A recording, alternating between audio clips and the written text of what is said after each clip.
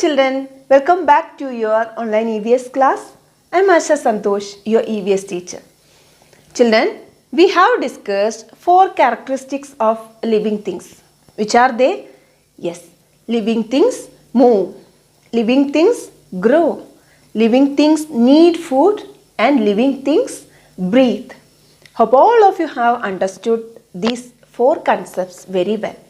Have you read the textbook? Have you studied the notes? Very good. Before starting today's session, let's read the textbook. Okay, are you ready with your textbook? Then open it. Take page number 2. Our third point, living things need food.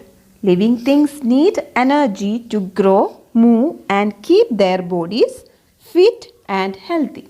They get energy from food. Plants make food for themselves. Animals get their food from plants and other animals. Non-living things do not need food.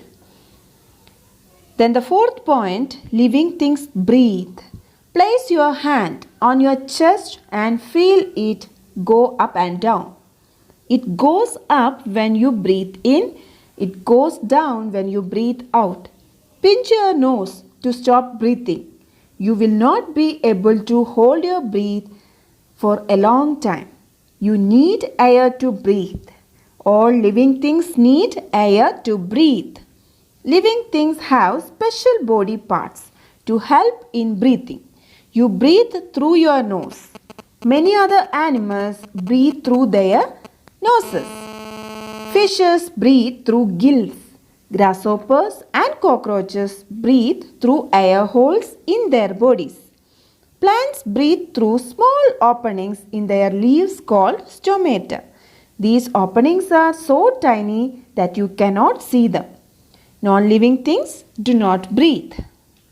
Children, can we feel the changes around us?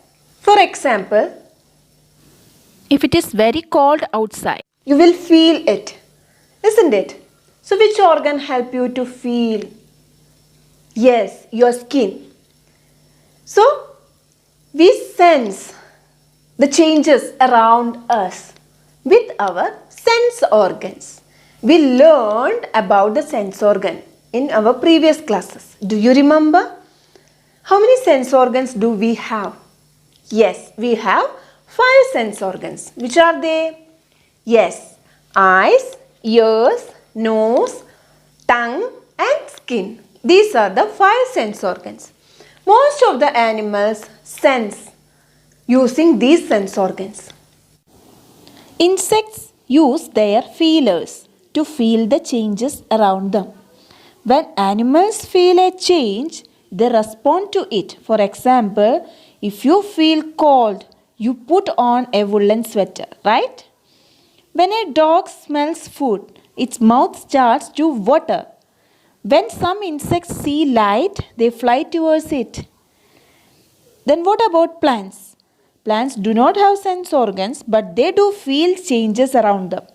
As you learned earlier, when you touch the leaves of the touch me not plant, the leaves close immediately.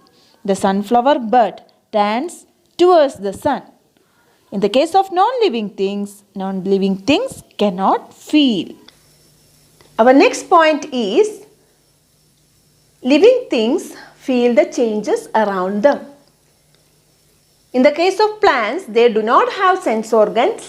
Still, they can feel the changes around them. Okay. Non-living things, they never feel the changes around them. Okay. Then, I'm going to show some pictures. In that picture, you can see some animals and their young ones. All animals can produce their young ones, either by laying eggs or giving birth to them. Animals like birds, crocodile, snakes, etc. lay eggs. Human beings, cow, goat, etc. they give birth to their young ones. In the case of plants, new plants will arise from the seed. Okay, So all living things produce their young ones.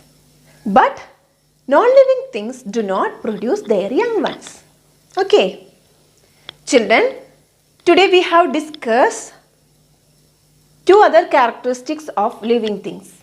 Living things feel the changes around them and living things reproduce. Hope all of you have understood the concept. Then read the textbook and study the notes which I mentioned in the description box. Be good children. We'll meet in our next session. Until then, take care and goodbye.